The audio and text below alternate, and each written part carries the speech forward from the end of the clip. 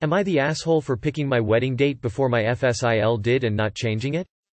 Throwaway for obvious reasons. I, 28F, am recently engaged to my partner of 5 years, 27M. We have been planning for this day for a while and we just announced the engagement last week. We were originally just planning for the wedding to be in December 2021, but my fiancé's brother is deployed and won't be able to take leave, so we are now planning for May 2022. My fiancé's sister, 38F, let's call her Megan, has been engaged for about a year but has never actually announced it or even spoken about it with anyone including family. We only know because she wears a ring and occasionally slips and calls her significant other fiancé. When she learned we were engaged, she acted happy but then started talking horrible things about us to her mom, Susie. Before we selected this date, I asked Megan and her Susie if they had any wedding dates picked or planned so that we don't interfere since they were engaged first, and below are the responses I got. Megan, what are you talking about? Why would I have plans? Do you think I'm getting married? Who said that? Susie, Megan has not told me about the engagement firsthand, so I don't believe there are any plans and I know of nothing, so you should be clear. Based off of these responses we picked a date, a venue, set a deposit, and mailed the scar the dates. Much to Megan's disliking. She called my fiancé screaming at him for picking the weekend of her wedding, that she had planned for that all along and was still trying to get her things in order to place a deposit and announce it. She called me all kinds of names and told him I'm an asshole and bitch for ruining her big day. The next day I screenshot her text and sent it to Megan and asked her how she can be mad when I asked her point blank about the dates, and she said, I figured you'd pick any other day of the 365 days but not that one. I said I was sorry and that I could try to reschedule and see if our venue will change our date with the deposit. I tried, but the venue won't budge.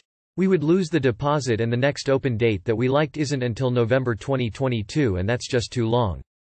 So we both agreed that we would keep our date since she hasn't spent a single dime on her wedding and she could pick a new day since she didn't disclose it to us when asked. Megan obviously hates this and is threatening actions on us, all different kinds of threats so far. Am I the asshole for picking my date before Megan and not changing it now that she's upset? My fiancé's family is split and some think we are the asshole and others that Megan is. So we turn to Reddit, who's ta. Update. Timeline. This all happened over the course of the last 15 days. Megan called screaming at us on Friday, 7/30. We spoke to the venue on 7/30 and 7/31. Spoke to Megan and the rest of the family on 7/31.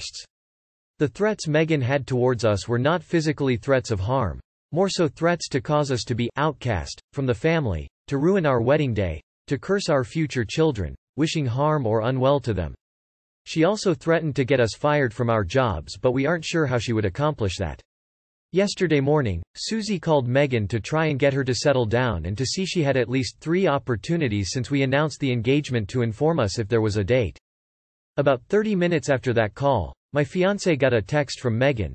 If anyone knows how I can attach the screenshot, please let me know, the text read. After speaking with Mother, I will agree to move my date on the condition that I am a bridesmaid in your wedding. This is the only way I'd consider giving up my wedding date for you.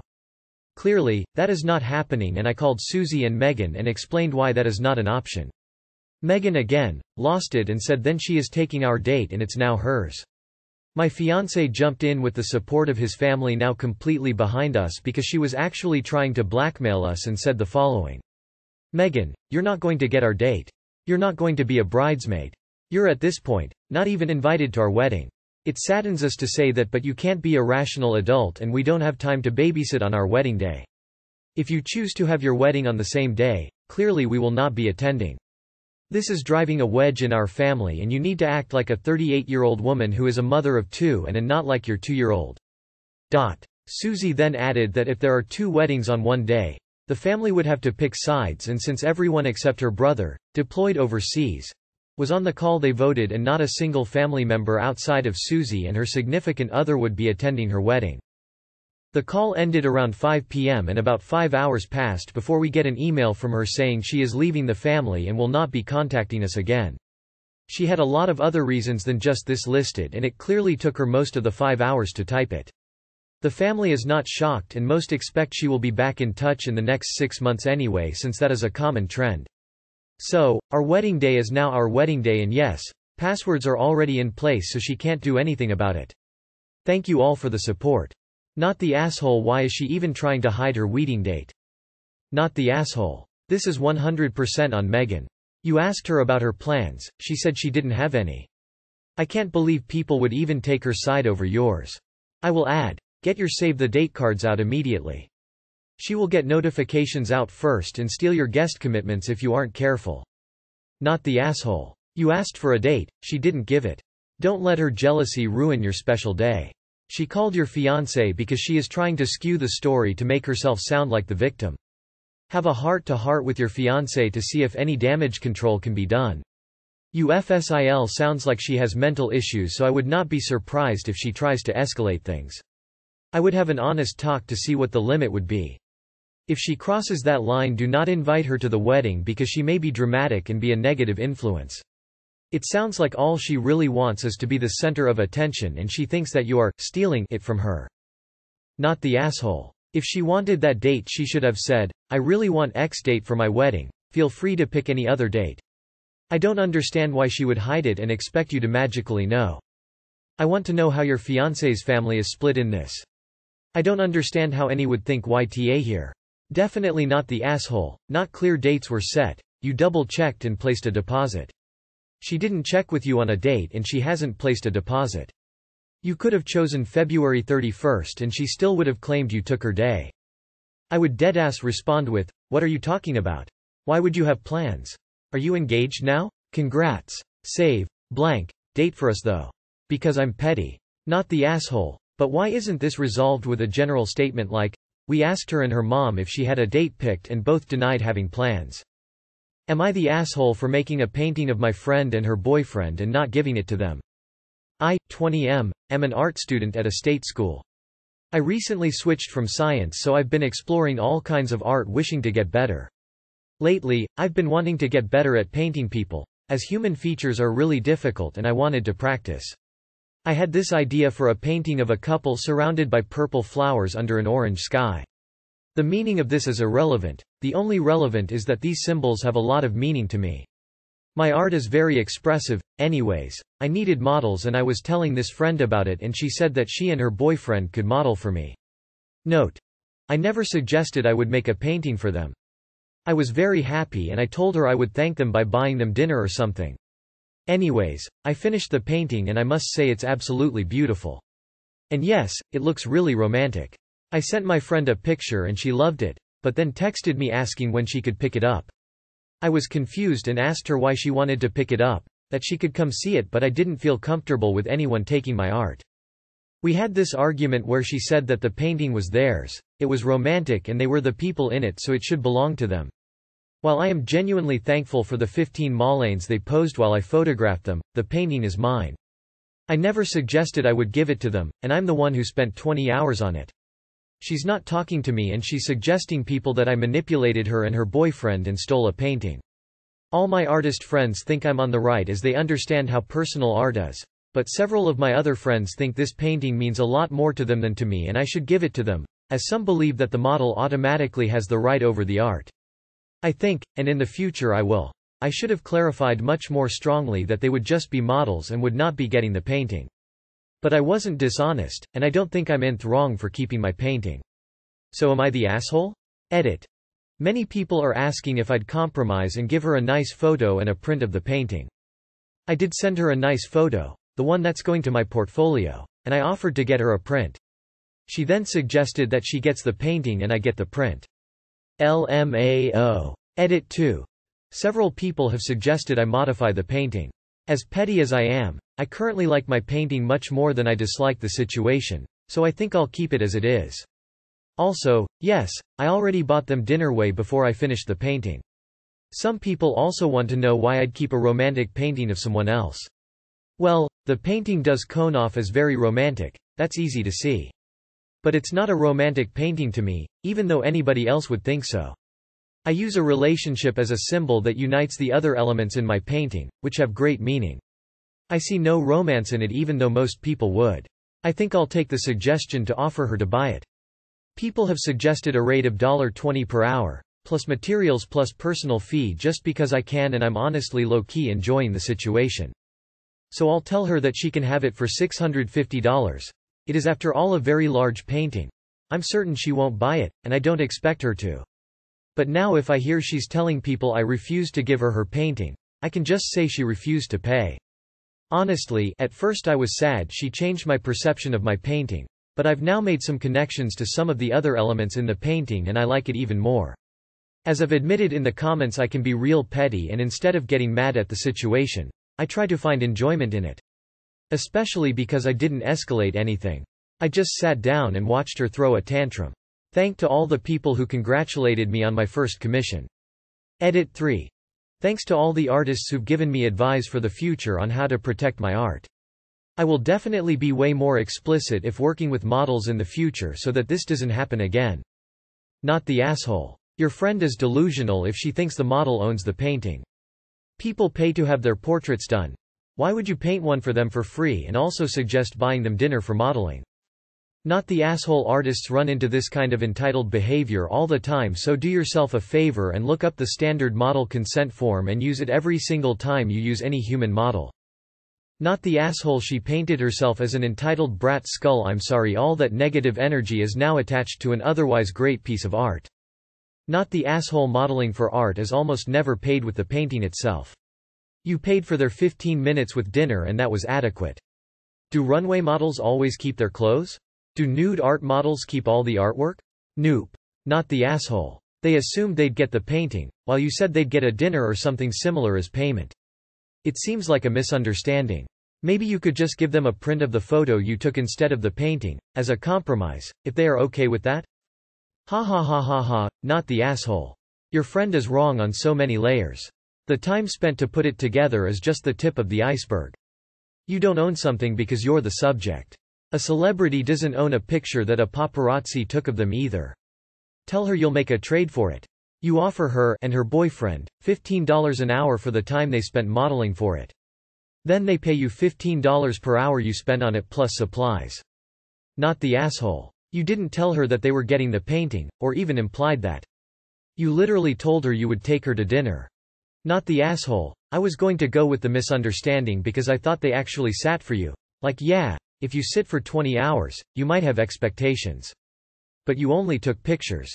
Why would she expect to have any right to the painting?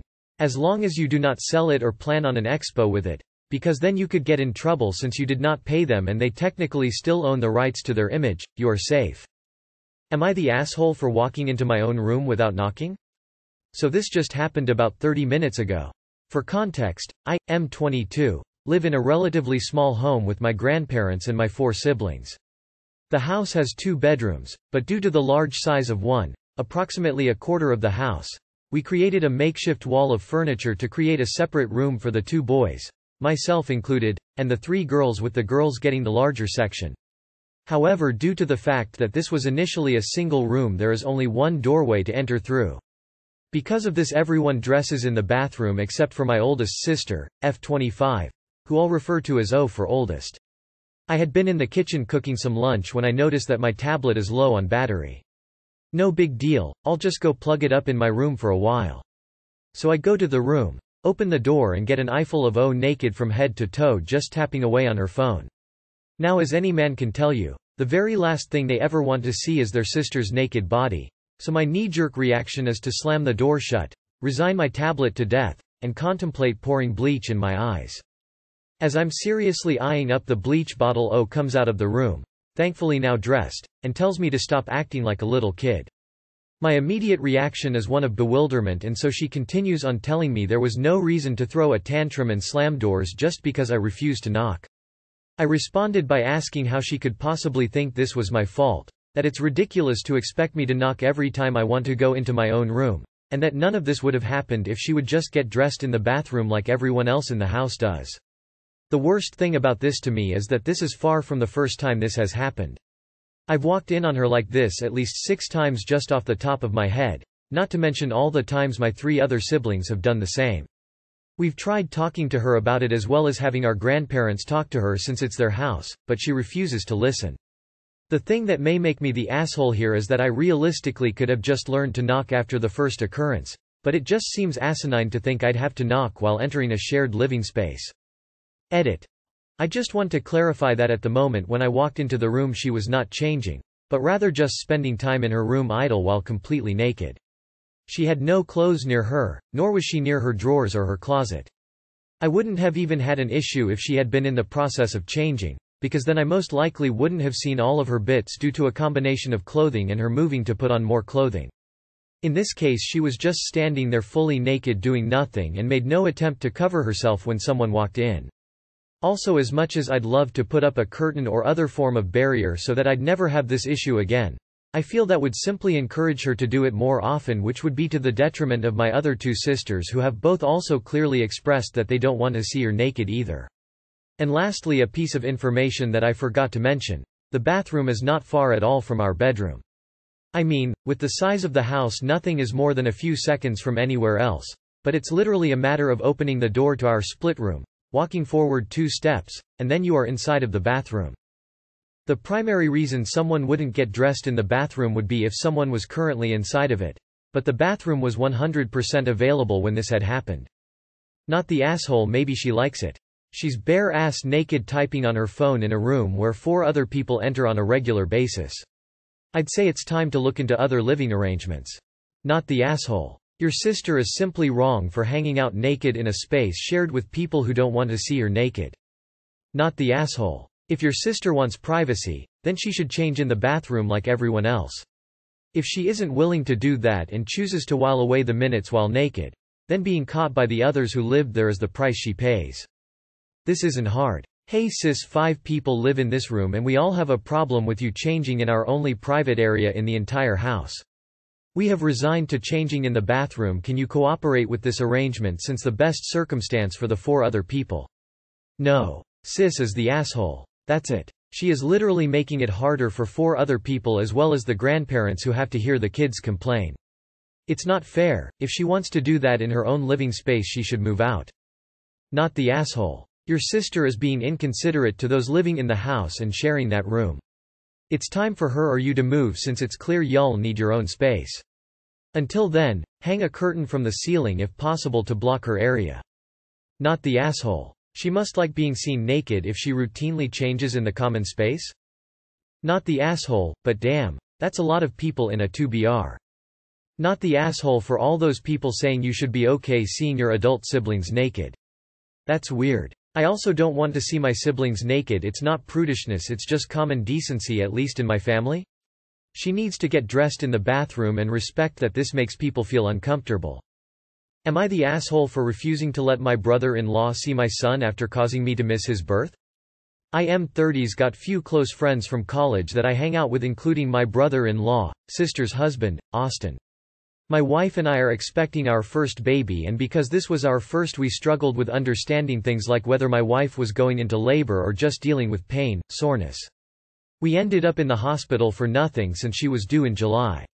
Therefore, I've limited my time out with the guys, especially in the evening, nighttime. I've skipped meetings with them to stay home by my wife's side ready for any emergencies. My friends were upset they haven't seen much of me in a while. I explained my situation but they gave me crap about it every time, especially Austin, who kept pressuring me into going out for few beers saying he was in my shoes twice and has experience. He said that XYZ signs, can't say it here, mean my wife would soon be in labor and advised me to relax. One night I caved into going to his farm since his birthday was days prior and I missed it cause my wife got sick. He wasn't happy and whined about it. My wife was with my in-laws and I wanted to call her but couldn't find my phone. I put it on the counter but wasn't there. I borrowed one of their phones after an hour or so of search to call my wife and her sister picked up asking where I was. I was in dismay when she said she was at the hospital with my wife cause her water broke and she went into labor. I couldn't explain I drove to the hospital ASAP but was met with my Phil berating me for ignoring his text and 18 missed calls. I wasn't allowed into the delivery room cause my wife screamed at me to stay out. I felt awful. I waited outside while my in-laws berated me for my neglect even when I said I lost my phone. Chris said Austin hid my phone after seeing FSIL's text to get back at me for missing his birthday. I blew up at Austin calling him a SOB for doing this. He said Chris was a liar and swore he didn't see any text or calls and he hid it as joke to scare me a bit. I left after this and haven't seen him in days. The guys got involved begging me to make things right with Austin who didn't know. Otherwise he would have told me, so it was misunderstanding and my wife bears the blame for not letting me into the room, but can I blame her? I refused to see him. My sister said I should let Uncle Austin see little Timmy cause he's longing to meet him as family, and even cried and said I was being unfair to him and all those years of friendship we had. But I said no, I won't let him meet my son after this. Chris said Austin bragged about it later on, then Chris decided to tell me because he thought it was wrong that I get blamed by my in-laws. ETA. I'm sorry for not responding, but I was very busy. And to make few things clear. 1. None of my family said anything about not allowing Austin to see my son except my sister and my friends. 2. Chris is one of the guys who were there that night. He and Austin aren't very close, and Austin thinks Chris hates him for no reason and doesn't like having him around much but just for the group sake. Austin tries to keep the peace. In my opinion, Chris is a decent guy. 3. My in-laws are upset with me as well as my wife and say that even though Austin was at fault, I too was for being reckless and irresponsible. Thinking face. Not the asshole. You need new adult friends. Nothing funny about what they did. I personally find that unforgivable. Not the asshole, he deliberately hid your phone so you missed your child's birth. That is the type of person you don't want around your child. Everyone sucks here except your wife. Others are letting you off the hook, but you too are an asshole. You're a 30s male and you allowed peer pressure to force you to hang out? Yes, he stole your phone and that makes him the biggest asshole for him deliberately pulling his shit, but you as a grown-ass man should be keeping better tabs on your stuff, and you as an adult need to learn to put your foot down, but I guess this was a learning experience for you. Edit ruling. Not the asshole. He deliberately hid your phone, not as a joke, but to make you miss the birth of your child. Why should he get to meet the baby after causing a huge issue? Not the asshole. While you dropped the ball by not having your phone on you, your brother-in-law is ultimately the asshole for deliberately hiding it, knowing that your wife was so close to giving birth regardless of whether he saw any messages from your FSIL. He sounds like an immature idiot and I wouldn't want to be seeing him for some time after this either. Also, your friends suck. If they're going to give you shit about the fact you cannot go out with them as much as you used to because of your responsibilities, then they're not worth keeping. This sounds like a 14-year-old boy's excuse for coming home late after a party. It was your responsibility to be there for the birth, nobody else's. Wow, what a mess. I am assuming your wife knew you were with Austin and would have tried to contact you through him. Did he just ignore it? Austin sounds unstable. You are not just a friend having his first child, but his own sister's husband. Why would he undermine you like that? Eek, not the asshole. What has happened between you and your wife since then? Yeah, I don't believe this story. First of all, water breaking is rarely a first sign of labor, so that alone makes me think this is made up. But I also find it hard to believe that when your wife, sister, Phil couldn't reach you, that they didn't also start blowing up Austin's phone trying to get a hold of you. They knew where you were. So are you saying Austin was ignoring urgent phone calls and messages from his own wife the entire time, too?